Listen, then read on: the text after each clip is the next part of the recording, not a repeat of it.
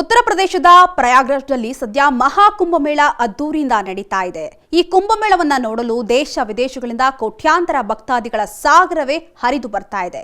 ಹೀಗಾಗಿ ಪ್ರಯಾಗ್ರಾಜ್ಗೆ ಹೋಗುವಂತಹ ಎಲ್ಲಾ ವಿಮಾನಗಳ ಟಿಕೆಟ್ ದರ ಭಾರಿ ಹೆಚ್ಚಳವಾಗಿದ್ದು, ಟಿಕೆಟ್ ದರವನ್ನ ನೋಡಿ ಪ್ರಯಾಣಿಕರು ಸುಸ್ತಾಗ್ತಿದ್ದಾರೆ.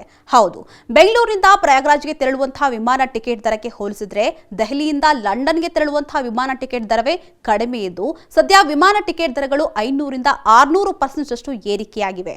ಹೌದು, ಸದ್ಯ ವಿಮಾನಗಳಿಗೆ ಬೇಡಿಕೆ ಹೆಚ್ಚಾಗಿರೋದ್ರಿಂದ ವಿಮಾನಯಾನ ಸಂಸ್ಥೆಗಳು 5ರಿಂದ 7 ಪಟ್ಟು ದರವನ್ನ ಹೆಚ್ಚಿಸಿದ್ದು ಯಾಂತ್ರಿಕರು ಆಕ್ರೋಶವನ್ನ ವ್ಯಕ್ತಪಡಿಸುತ್ತಿದ್ದಾರೆ.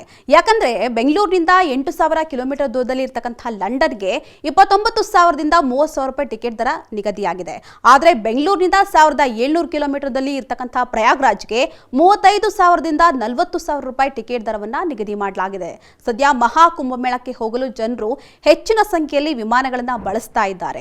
ಹೀಗಾಗಿ ಬೆಂಗಳೂರು, ಚೆನ್ನೈ, ಮುಂಬೈ, ದೆಹಲಿ ಸೇರಿದಂತೆ ಹಲವು ನಗರಗಳಿಂದ ಪ್ರಯಾಗ್ರಾಜ್ಗೆ ವಿಮಾನ ಟಿಕೆಟ್ಗಳ ಬೆಲೆ ಏರಿಕೆಯಾಗಿದೆ. ಅಲ್ಲದೆ ರಿಟರ್ನ್ ಟಿಕೆಟ್ಗಳ ಬೆಲೆಯೂ 6ರಿಂದ 7 ಪಟ್ಟು ಹೆಚ್ಚಾಗಿದ್ದು, ಫೆಬ್ರವರಿ 3ರ ನಂತರ ಮತ್ತಷ್ಟು ಬೆಲೆ ಹೆಚ್ಚಾಗಲಿದೆಯಂತೆ.